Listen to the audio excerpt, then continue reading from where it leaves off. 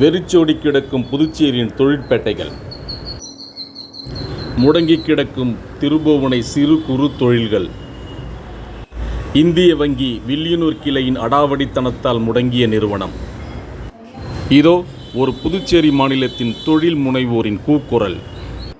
மிகப்பெரிய ஆர்வத்தோடு நான் லோனை வாங்கினேன். ஆனால் இன்றைக்கி அந்த கடனை கட்டுறதுக்காகவே நான் பாடுபட்டு இன்றைக்கி என்னுடைய நிலைய வாழ்வாதாரத்தை இழந்து நான் பிச்சை எடுக்க வேண்டிய ஒரு அவலநிலைக்கு இன்றைக்கி இந்திய வங்கி தள்ளிவிட்டது. இந்த வில்லியனூர் பிரான்ச் மேனேஜர் என்கிட்ட 20 பேர் வேலை செய்தாங்க.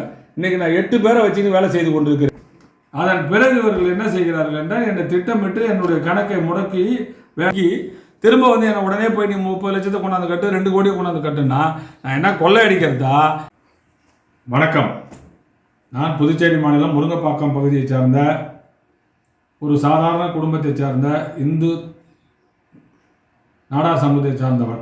நான் தொழில் முனைவராக முன்னாக அரசு ஊழியராக பணியாற்றினேன். புதுச்சேரி சாலை போக்குவரத்து கழகத்தில் 15 ஆண்டு காலம் நடத்துனராக பணியாற்றினேன். அதற்கு முன்னர் ஆட்டோ ஓட்டினேன்.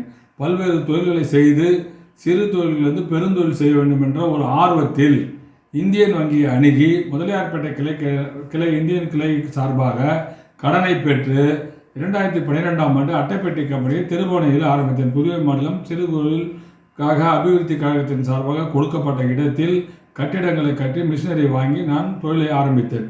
சிறப்பாக 5 ஆண்டு காலம், மிக சிறப்பாக இதுவரை 12 ஆண்டு காலம் நடத்தி கொண்டிருக்கின்றேன்.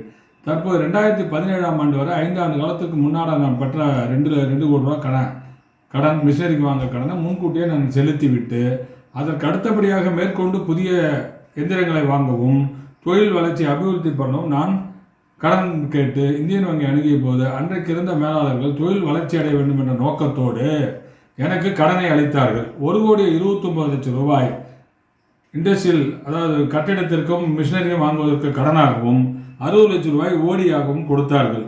நான் 2017ஆம் ஆண்டு 2வது மாதம் பிப்ரவரி 2017 எனக்கு கடன் கொடுக்கப்பட்டது. கடன் கொடுக்கப்பட்ட தொகையில் மேலே இருக்கின்ற கட்டிடங்கள் மற்றும் புதிய மிஷின்களை வாங்கி நான் தொழிலை சிறப்பாக செய்யறதுக்கு முயற்சி செய்வதற்கு 6 மாத காலம் ஹாலிடே பீரியடும் வழங்கினார்கள். இடையிலே வந்த ஒரு மேலாளர் திரு ராதாகிருஷ்ணன் என்பவர் 6 மாத காலத்திற்குள் நடுவில் நான் தொழிலை நல்லா வேகமாக நடத்த வரும்போது என்னுடைய வங்கி கணக்கை முடக்கும் நோக்கத்தோடு இஎஸ்ஐ கம்பெனிலேருந்து ஒரு கார்வெனன்ஸ் நோட்டு ஒன்று கொடுத்தார்கள். 1 லட்ச ரூபாய் நான் பணம் கட்ட தவறிவிட்டேன் என்ற காரணத்தால் அதுக்கு டெபிட் பண்ணி கொடுக்க சொல்லி இஎஸ்ஐலேருந்து ஒரு கடிதத்தை கொடுத்தார்கள். 14/12/2017 அன்று அந்த லெட்டரை வாங்கி வைத்துக்கொண்டு இவர் அந்த பணத்தை கொண்டு டெபிட் பண்ணி கொடுத்துருக்க வேண்டும், இல்லைனா என்னிடம் தெரிவித்திருந்தால் நான் பணத்தை கட்டியிருப்பேன். நேரடியாக என்ன செய்திருந்தால் அக்கௌண்ட்டில் போய் ஸ்டாப் த அக்கௌண்ட்னு சொல்லிட்டு என்னுடைய வங்கி கணக்கில் பணத்தையே வராத அளவுக்கு தடை செய்து விட்டார். என்னுடைய வங்கி கணக்கை முற்றிலுமாக முடக்கப்பட்டு நான் வங்கியிலேருந்து எந்த விதமான யாரும் கஸ்டமர் எனக்கு நான் சப்ளை பண்ண பொருளுக்கு கடனுக்கு அனுப்பப்பட்ட பணம் பூரா வங்கி கணக்கில் வராமல் தடை செய்யப்பட்டது. 14/12/2017 தடைப்பாடு செய்யப்பட்டது. எனக்கு 31/12 தான் எனக்கு தெரிகிறது, 17 தான் தெரிகிறது. ஆண்டின் கடைசி இறுதி பகுதியில் தான் எனக்கு தெரிய வருகிறது இந்த மாதிரி அக்கௌண்ட் நமக்கு தடை செஞ்சுருக்கிறாங்க. அது கூட ஒரு எம்என்சி கம்பெனியில் எனக்கு மெயில் அனுப்புனாங்க, இந்த மாதிரி உங்கள் அக்கௌண்ட்டில் பணம் போக மாட்டேது, ஏன் பணம் போகலன்றது நீங்கள் போய் பேங்க்கில் கேளுங்க அப்படின்னு சொல்லும்போது நான் இது சம்மந்தமான முறையில் நம்ம வங்கியை போய் கேட்கும்போது வங்கி மேலதான் ஒன்றும் இல்லை அப்படின்னு சொல்லி வங்கி மேலாளர் புறக்கணித்து விட்டார். இது சம்பந்தமாக அன்றைக்கு பொது மேலாளராக இருந்த டிஜிஎம் ஆஃபீஸில் ராஜசேகரன் என்பவர் அசிஸ்டன்ட் மேனேஜரை போய் சந்தித்து நான் முறையிட்ட போது அவர் உடனே அக்கௌண்ட்டை செக் பண்ணும்போது ஸ்டாப் த அக்கௌண்ட்னு இருக்குது, வெரி சாரி, மன்னித்து விடுங்கள், உங்கள் அக்கௌண்ட் ஸ்டாப்பில் இருக்குது, அது தப்பு தான் நடந்து போச்சு, நாங்கள் அந்த தப்பை திருத்திக்கிறோம் அப்படின்னு சொல்லிவிட்டார். மேலாளர் ராதாகிருஷ்ணன் ஓவர் டியூவாக அவர் பணியில் அமர்ந்த காலத்திலேருந்து எனக்கு ஒவ்வொரு 90 நாளைக்கும் ஓவர் டியூவாக ஒரு 10 லட்ச ரூபாய் 10% இன்க்ரீஸ் பண்ணி கொடுப்பது வழக்கம். அவ்வாறு கொடுக்கப்பட்ட தொகையை கொடுத்து விட்டு 90 நாள் ஆகிறதுக்கு முன்னாடியே வங்கி கணக்கையும் முடக்கி விட்டு ஸ்டாப் த அக்கௌண்ட்னு போட்டுட்டு 31/12 என்பி ஆக்கிறதுக்கு முயற்சி செய்கிறார் என்ற அந்த சூட்சமத்தை நான் தெரிந்து கொள்ளவில்லை. இதனால் கடைசியாக என்ன பண்ண டிஜிஎம் ஆஃபீஸ் போனோடனே இது தெரிந்து விட்டது. உடனே அவர்கள் என்ன சொன்னாங்க, நீங்கள் ஒரு 10 தேதிக்குள்ளே நீங்கள் பணத்தை கட்டி நீங்கள் கீழே லிமிட்டு கீழே நீங்கள் 60 லட்ச ரூபாய் கீழே கொண்டுட்டு வந்துருங்க, உங்களுக்கு என்பிஏ பண்ண மாட்டாங்க, நீங்கள் போங்கன்னு சொல்லிட்டு அன்றைக்கு டிஜிஎம் வந்த வீரராகவன் அவர்கள் என்னோட வாக்குறுதி அளித்து விட்டு சொன்ன காரணத்தினால் 8ஆம் தேதிக்குள்ளாக 8/1/2018 நான் 12,36,000 ரூபாய் வங்கியிலே செலுத்தி என்னுடைய கணக்கை நேர் பண்ணிவிட்டேன். அதன் பிறகு இவர்கள் என்ன செய்கிறார்கள் என்றால் என்னை திட்டமிட்டு என்னுடைய கணக்கை முடக்கி வேறு எதுவும் நான் டிரான்சாக்ஷன் பண்ணாத அளவுக்கு ஹோல்டு பண்ணி விட்டார்கள். இந்த ஹோல்டு பண்ணதும் இல்லாமல் என்ன செஞ்சுட்டாங்கன்னா 5/2/2018 அன்று ஒரு டிமாண்ட் நோட்டீஸ் ஒன்று எனக்கு கொடுக்குறாங்க. இது மாதிரி வந்து நீங்கள் வந்து என்பி ஆகி போச்சு உங்கள் அக்கௌண்ட்டு அப்படின்னு கொடுக்கும்போது நான் அந்த லெட்டரை வாங்குறதுக்கு ரிஃப்யூஸ் பண்ணிட்டேன்.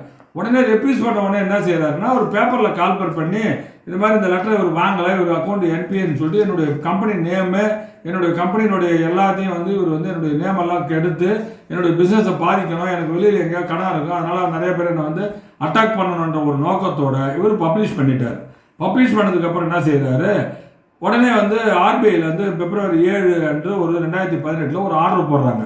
புதியதாக ஜிஎஸ்டி 15/2017 கொண்டு வந்து அமல்படுத்தப்பட்ட ஜிஎஸ்டிக்காக 90 நாளில் நீங்கள் எதையும் என்பிஏ பண்ணாதீங்க, ஒரு 120 நாள் டைம் கொடுங்க, அதுவும் எம்எஸ்எம்இ யூனிட் சிறு குறு தொழிலில் வந்து எதையும் முடக்கக்கூடாதுன்னு சொல்லிட்டு ஒரு உத்தரவு போடுறாங்க February 2018. இந்த உத்தரவின் அடிப்படையில் என்ன செய்கிறாங்க, எனக்கு வந்து 2018 வந்து எனக்கு என்பிஏ இல்லைன்னு சொல்லிட்டு அந்த 5/2/18 கொடுத்த என்பிஏ லெட்டரை வந்து கேன்சல் பண்ணிட்டாங்க. இதுக்கப்புறம் பார்த்தீங்கன்னா என்னோடய அக்கௌண்ட்டில் வந்து வரவு வருகிறது. நான் அதுக்கப்புறம் டிஓடி வாங்கலை. வரவு வந்து பார்த்தீங்கன்னா கடைசியாக 4/4/2018 அன்று அக்கௌண்ட்டில் வந்து ஒரு 4 லட்ச ரூபா கிரெடிட்டில் இருக்குது. கிரெடிட்டில் இருக்கிற அக்கௌண்ட்டில் இருக்கிற பணத்தை எடுத்து டேர்ம் லோனில் வைக்கிறதுக்கு பதிலாக டேர்ம் லோன்லேயும் வைக்க அலோவ் பண்ணாமல் அந்த மேலாளர் என்ன பண்ணுறாரு, என்னை வேணும்னே வச்சுருந்துட்டு 7/4/2018 4ஆம் மாதம் வரைக்கும் வச்சுருந்துட்டு எல்லா பணத்தையும் சேர்த்து ஒரு 10 லட்ச ரூபா கிரெடிட்டில் இருக்குது. 10 லட்ச ரூபாய் எடுத்து வங்கி கணக்கினுடைய மற்ற வங்கி கணக்கு கடன் கணக்கில் வைக்க முடியாத அளவுக்கு என்னுடைய ஓடி கணக்கு 2 கணக்கு அவர் முடக்கிட்டார். முடக்கம் இருந்தாலும் நான் என்ன பற்றி எதையும் எடுக்க முடியாமல் அவர்கிட்ட சண்டை போட முடியல. சண்டை போட்டால் அவர் வந்து ஏதாவது போலீஸில் கம்ப்ளைண்ட் கொடுத்துருவான்னு சொல்லிட்டு அங்கே இருக்கிற ஒரு ஏபிஎம்ஏ நீங்கள் எதுக்கும் எச்சரிக்கையாக இருங்க, எங்கள் மேனேஜர் உங்கள்